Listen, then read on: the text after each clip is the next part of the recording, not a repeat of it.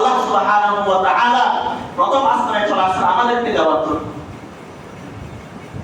আমরা যখন আল্লাহর দরবারে দোয়া করব তখন আল্লাহ তাআলা আমাদেরকে খালি হাতে ফেরত দেবেন না। সুবহানাল্লাহ।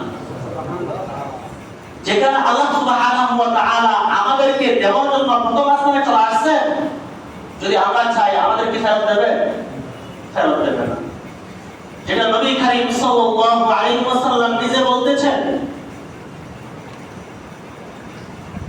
قال رسول الله صلى الله عليه وسلم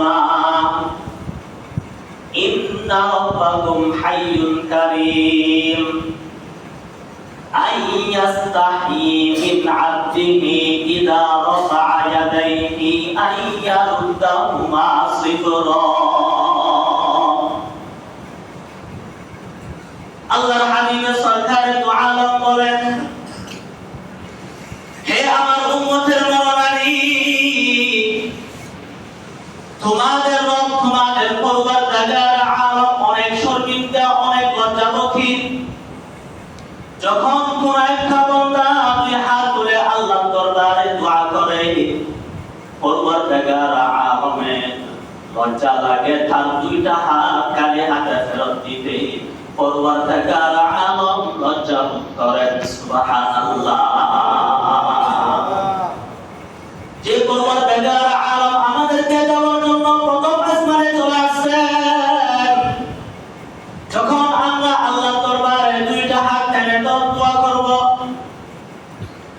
ইলাহি কাদারিয়া ইয়ে গুনাহাম তুমি দানি ওয়া খুদা হাসতি গওয়াহাম গুনাহ है আদদ রাবার মুস্তম হাজারো বার তওবা আশকস্তম ইলাহি কাদারিয়ায়ে গুনাহাম তুমি দানি ওয়া খুদা হাসতি গওয়াহাম গুনাহু মাসারি উমর গুসারি ऐ मेरे मौला ऐ मेरे बारी।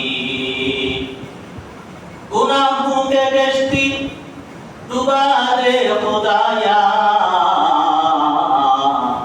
के दरियाए रहमत बहा दे खुदाया। गुनाहों के कश्ती डुबा दे खुदाया, तो दरियाए रहमत बहा दे खुदाया।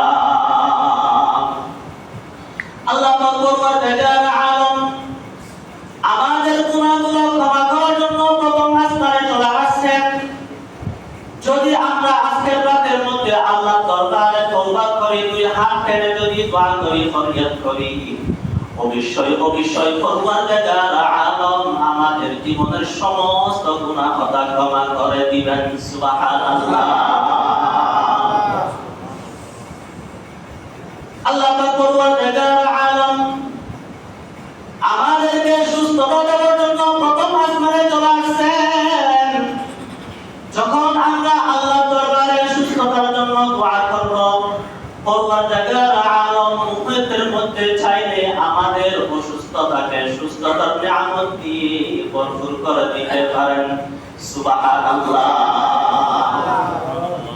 আল্লাহ পাক পরওয়ারদিগার আলম আমাদেরকে রিজিক দেওয়ার জন্য প্রথম আসমানে চলে আসছেন। যদি আমরা আল্লাহর দরবারে দোয়া করি রিজিকের জন্য, পরওয়ারদিগার আলম অবশ্যই অবশ্যই আগামী এক বছরের মধ্যে আমরা কি খাবো কি খাবো না, পরওয়ারদিগার আলম আমাদের জন্য ভালো রিজিকের ব্যবস্থা করে দিবেন। সুবহানাল্লাহ।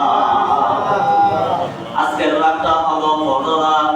পরওয়ারদিগার আলম আজকের রাতের মধ্যে আগামী এক বছর পর্যন্ত কতজন মানুষ পৃথিবীতে জন্ম লাভ করবে, আজকের রাতের মধ্যে লিখা হয়ে যাবে। সুবহানাল্লাহ।